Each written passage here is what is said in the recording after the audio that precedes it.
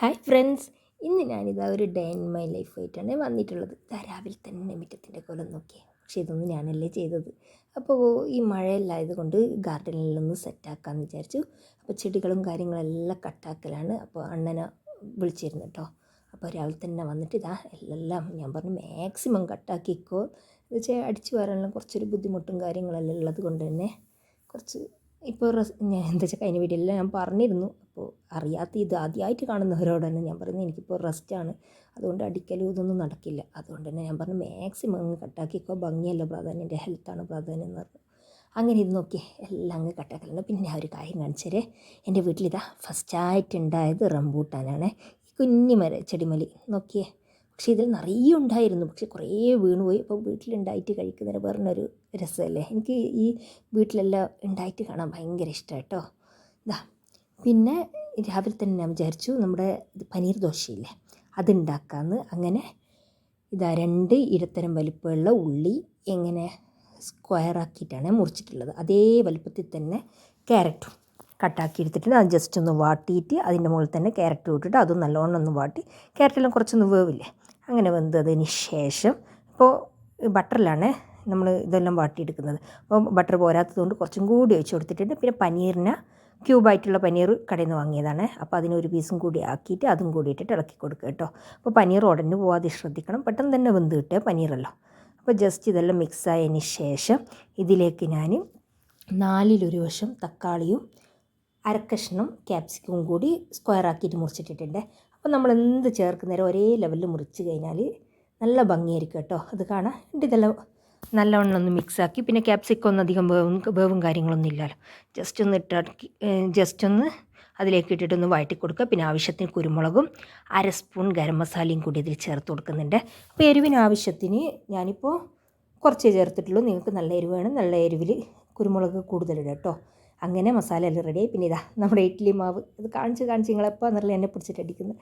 അപ്പോൾ അതേ സെയിം മാവ് തന്നെയാണ്. അപ്പോൾ ഇത് മഴയായതുകൊണ്ട് ഞാൻ ഓവനിലാണ് ഓവർനൈറ്റ് വെച്ചത്. നന്നായി പൊങ്ങി വന്നിട്ടുണ്ട്.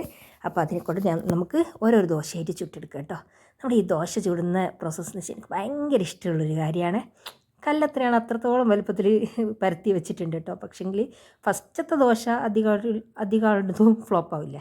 അതുപോലെ തന്നെ ഇത് പറ്റിപ്പോകുന്നൊന്നും അറിയില്ല. മാക്സിമം ഇതാക്കിയിട്ടുണ്ട്. എന്നിട്ട് ബട്ടറും കൂടി അതിലേക്ക് ഇട്ടിട്ടൊന്ന് ജസ്റ്റ് ഒന്ന് മുരിഞ്ഞ് വരുന്ന ടൈമില്ലേ, ആ ടൈമിൽ നമുക്ക് മൊസറല്ല ചീസ് ഞാൻ ഗ്രേറ്റ് ചെയ്തത് കടയിൽ നിന്ന് വാങ്ങിയതാണ്.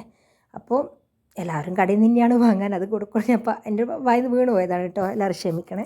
അപ്പോൾ നിങ്ങൾക്ക് ബാറ കിട്ടുമെങ്കിൽ നിങ്ങൾ ഗ്രേറ്റ് ചെയ്തെടുത്താൽ മതി. എന്നിട്ട് അതിന് ആവശ്യത്തിന് നമ്മുടെ മസാലയും കൂടി ചേർത്ത് കൊടുക്കുന്നുണ്ട്. അപ്പോൾ കുട്ടികൾക്കെല്ലാം കുറച്ച് മസാല മതിയാവും. അപ്പോൾ നമ്മൾ വലിയ ആൾ കഴിക്കുന്ന നേരം കുറച്ചധികം മസാലയും ചേർത്തിട്ട് കഴിക്കുക. നല്ല ഹെൽത്തിയും ടേസ്റ്റിയും ആയിട്ടുള്ളൊരു ഫുഡാണ് ഇത്. അപ്പോൾ നിങ്ങൾ ഇതുവരെ ഇങ്ങനെ ചെയ്ത് നോക്കിയിട്ടില്ലെങ്കിൽ എല്ലാവരും ഒന്ന് ട്രൈ ചെയ്ത് നോക്കുക. നല്ല ക്രിസ്പി ആയിട്ടുള്ള ദോശയാണ്. പിന്നെ ഇതാ ഈ ദോശൻ്റെ ബാറ്റർ വേണമെങ്കിൽ ഇതിന് മുമ്പേ ഇഡ്ഡലിൻ്റെ ബാറ്റർ എന്നുള്ള ഞാൻ ഇട്ടിട്ടുണ്ട്. അപ്പോൾ അതൊന്ന് നോക്കുക. അതുപോലെ ചെയ്ത് കഴിഞ്ഞാൽ നിങ്ങൾക്ക് പെർഫെക്റ്റ് ദോശ, പെർഫെക്റ്റ് ഇഡ്ഡലി എല്ലാം കിട്ടും. ഇതിനാ ഒന്നും കൂടി ഒന്ന് പരത്തിയിട്ട് കാണിക്കാമെന്ന് വിചാരിച്ചു. അപ്പോൾ ഇതങ്ങനെ ഈ കല്ലിൻ്റെ അത്ര വലിപ്പം വന്നിട്ടില്ല കേട്ടോ. മറ്റേത് കിട്ടീനി, എന്നാലും സൈഡിലെല്ലാം ജസ്റ്റ് ഒന്ന് ഒട്ടിപ്പോയിനി.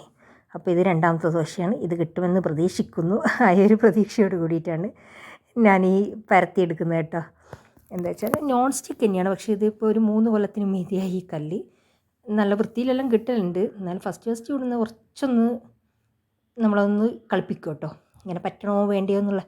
പിന്നെയുള്ള കറക്റ്റ് കിട്ടും. എന്നിട്ട് ഇതാ ഇതിലും മസാലയെല്ലാം ഇട്ടിട്ട് ഞാൻ ചുട്ടെടുക്കില്ല. പിന്നെ ഇതാ എൻ്റെ വീഡിയോ ആദ്യമായിട്ടാണ് നിങ്ങൾ കാണുന്നതെങ്കിൽ പ്ലീസ് എല്ലാവരും ഒന്ന് സബ്സ്ക്രൈബ് ചെയ്യുക, ലൈക്ക് ചെയ്യുക, ഷെയർ ചെയ്യുക, കമൻ്റ് ആക്കുക കേട്ടോ. ഇഷ്ടപ്പെട്ടവരെല്ലാം കമൻ്റ് ആക്കണേ, ഇഷ്ടപ്പെടാത്തവർ കമൻ്റ് ആക്കണ്ട. പിന്നെ എനിക്കെന്താണോ ഫോൾട്ട് ഉള്ളത് അതൊന്ന് നിങ്ങളൊന്ന് പറഞ്ഞു തരാം കേട്ടോ. ഇനി ഉച്ചക്കേക്ക് വേണ്ട മുരിങ്ങയും ചെമ്മീനും കൂടി കറി വെക്കാമെന്ന് വിചാരിച്ചു. അപ്പോൾ ഇന്ന് നല്ല മദ്രസ ഇല്ലാത്ത ദിവസമായിരുന്നേ. അപ്പോൾ നല്ല ലേറ്റായിനെ ആക്കാൻ വേണ്ടിയിട്ട്. അപ്പോൾ ദോശ തന്നെ 10 മണിക്കാണ് ചുട്ട്. അതിന് ശേഷം ഞാൻ ഉള്ളിലെ അടുക്കളയിൽ നിന്ന് തന്നെയാണ് ഇതെല്ലാം ചെയ്യുന്നത്. പിന്നെ ഒരു ചെറിയ തക്കാളിയും ഒരു ഉള്ളി 3 പച്ചമുളകും കൂടി ഈ മുരിങ്ങയുടെ കൂടെ ഇട്ടിട്ട് ആവശ്യത്തിന് ഉപ്പും കൂടിയും ചേർത്ത് നമുക്കൊന്ന് മുരിങ്ങ വേവിച്ചെടുക്കാം കേട്ടോ. അപ്പോൾ ആവശ്യത്തിന് ഉപ്പും പിന്നെ കുറച്ച് മഞ്ഞൾപ്പൊടി ഒരു 1/2 സ്പൂൺ മഞ്ഞൾപ്പൊടിയും 1 സ്പൂൺ മുളക് പൊടിയും കൂടിയും ചേർത്ത് ആവശ്യത്തിന് വെള്ളവും കൂടിയും ചേർക്കുക. എന്നിട്ട് വേവിച്ചെടുക്കുക. ഞാനിങ്ങനെയാണ് മുരിങ്ങയും ചെമ്മീനെല്ലാം കറി വെക്കൽ. അപ്പോൾ നിങ്ങൾ എങ്ങനെയാണ് വെക്കുക എന്നുള്ള നിങ്ങളുടേതായ ഒരാൾക്ക് അവരുടേതായ ഒരു സ്റ്റൈൽ ഉണ്ടാവില്ല വെക്കുന്നത്, അതൊന്ന് കമൻ്റ് ആക്കണേ. എനിക്ക് പച്ചക്കറി ഭയങ്കര ഇഷ്ടമാണ്. അങ്ങനെ ഞാനതാ അത് വേവിക്കാൻ അവിടെ വെച്ചിട്ടുണ്ട്. അപ്പോൾ ഇതൊക്കെ ഞാൻ ഉള്ളിലെ കിച്ചണിൽ നിന്നാണ് ചെയ്യുന്നത്. അപ്പോൾ രാവിലെ കുറച്ച് ലേറ്റ് ആയതുകൊണ്ട് തന്നെ ഞാൻ വിചാരിച്ചു ഇതെല്ലാം ഒന്ന് സെറ്റാക്കിയിട്ട് പുറത്തെ കിച്ചണിലേക്ക് ചെയ്യാമെന്ന് വിചാരിച്ചു. അപ്പോൾ ഇതെല്ലാം റെഡിയാക്കി കഴിഞ്ഞാൽ പിന്നെ പെട്ടെന്ന് ചെയ്യാൻ പറ്റുമല്ലോ. പിന്നെ ഞാൻ പെട്ടെന്ന് ഇൻസ്റ്റൻ്റ് ആക്കാൻ പറ്റിയ ഒരു വെളുത്തുള്ളി മുളകുണ്ട്. ഇതും ഞാൻ ഇതിൽ മുമ്പേ ഉള്ള വീഡിയോയിൽ ഞാൻ അപ്ലോഡ് ചെയ്തിരുന്നു. ഇതിൻ്റെ റെസിപ്പിയും കാര്യങ്ങളെല്ലാം പെട്ടെന്ന് തന്നെ തയ്യാറാക്കാൻ പറ്റും കേട്ടോ. അപ്പോൾ നമുക്ക് ഉച്ചക്കേക്ക് വേണ്ടിയെല്ലാം റെഡിയാക്കി വെച്ച് കഴിഞ്ഞാൽ ഇത് കൊടുത്തിട്ട് പുറത്ത് കഴിഞ്ഞാൽ പോരെ. പിന്നെ ഇതാ തക്കാളിൻ്റെ മൂക്ക് മുറിക്കാൻ മറന്നുപോയി. അങ്ങനെ അതിൻ്റെ മൂക്കിനൊന്ന് കട്ടാക്കി എടുക്കലാണ്. തക്കാളിൻ്റെ ഉള്ളിൻ്റെ എല്ലാം മൂക്ക് മുറിച്ചിട്ടാണ് കേട്ടോ ഞാൻ എടുക്കൽ. എല്ലാവരും അങ്ങനെ തന്നെ ആയിരിക്കും, പക്ഷേ ചിലവരെ ഞാൻ കണ്ടിട്ടുണ്ട് മൂക്കടക്കം എടുക്കുന്നത്. ഇനി ഇതാ പുറത്തെ കിച്ചണിലേക്ക് ഉള്ളെല്ലാം ക്ലീനിങ്ങും എല്ലാം കഴിഞ്ഞ് ഒരു മണിയോടെ കേട്ടോ. എന്നിട്ടാണ് പുറത്തെ കിച്ചണിലേക്ക് കീഞ്ഞ്. അപ്പോൾ ചെമ്മീനെല്ലാം ഒന്ന് നന്നായി ചൂടാക്കി എടുക്കലാണേ. പിന്നെ ഇന്ന് ഭയങ്കര ഒരു മടിയുള്ള ദിവസമായിരുന്നു. എന്നാലും നമുക്കിപ്പോൾ വായിലേക്ക് ഭക്ഷണം പോകണമെങ്കിൽ നമ്മൾ ആക്കിയല്ലേ തീരൂ.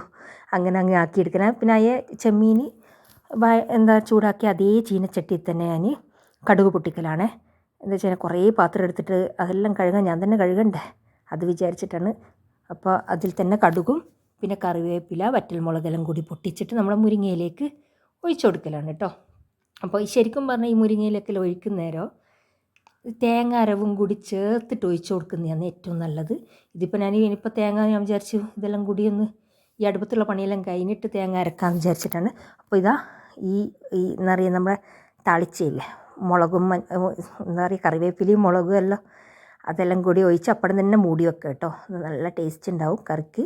പിന്നെ ഇതാ ഞാൻ വിചാരിച്ചു അടുപ്പത്ത് തന്നെ ഒരു ചീനച്ചട്ടി തന്നെ എടുത്തിട്ട് പപ്പടം പൊരിച്ചെടുക്കാമെന്ന്. പക്ഷേ പപ്പടം എനിക്കിഷ്ടം കുഞ്ഞി പപ്പടമാണ്. വലിയ പപ്പടത്തിനോട് താല്പര്യമില്ല. വലുതാണെങ്കിൽ 4 പീസെല്ലാം ആക്കും. ഇപ്പോൾ കുഞ്ഞി പപ്പടം ഞാൻ അവിടെ കുറേ പൊരിച്ചെടുത്തിരുന്നു. അപ്പോൾ മക്കൾ അവിടെ കാക്ക നിന്ന പോലെ നിന്നിന്. അപ്പോൾ ഓരോന്നായിട്ട് കൊണ്ടുപോയി ലാസ്റ്റ് നമ്മൾ കഴിക്കാൻ നേരത്ത് 3 എണ്ണേ കിട്ടിയിട്ടുള്ളൂ. ബാക്കി എല്ലാവരും അങ്ങ് തിന്ന് നിർത്തിന് കേട്ടോ. അങ്ങനെ ഇതാ പിന്നെ മക്കളല്ല അങ്ങ് കഴിക്കട്ടെ എന്ന് വിചാരിച്ചു. പപ്പടത്തിനൊന്നും വലിയ വൈശ്യമൊന്നും ഇല്ലല്ലോ. അങ്ങനെ ഇതാ പപ്പടം എല്ലാം പൊരിച്ചെടുക്കലാണ്. പിന്നെ ഈ ഭക്ഷണം കഴിക്കാൻ പോകുന്നേരം ചെയ്യുന്നതാണ് ഇതൊക്കെ. അപ്പോൾ ഞാൻ വിചാരിച്ചു ഈ അടുപ്പത്ത് തന്നെ നമ്മുടെ വെളുത്തുള്ളി മുളക് ആക്കി വെച്ചിട്ടില്ലേ, അതിൽ കടുകിട്ട് പൊട്ടിച്ചതിന് ശേഷം ഇതാ വെളുത്തുള്ളി മുളകെല്ലാം അതിലേക്ക് ചേർത്ത് കൊടുക്കലാണ്. എന്നിട്ട് അധിക ഫ്ലെയിം കുറച്ച് വെച്ചിട്ട് വേണേ ഇതൊന്ന് ജസ്റ്റ് ഒന്ന് മിക്സ് ആക്കി എടുക്കാൻ. അപ്പോൾ ഇത് ചെയ്തതിന് ശേഷം ഞാൻ അവിടെ തീ ഓഫാക്കി. പിന്നെ ഞാൻ അപ്പുറത്തെ അടുപ്പിൽ നമ്മുടെ ചോറ് വെന്ത് വരുന്നുണ്ട് കേട്ടോ. അപ്പോൾ ചോറും എല്ലാം ഒരുമിച്ചിട്ടാണ് ഇപ്പോൾ ചെയ്യുന്നത്.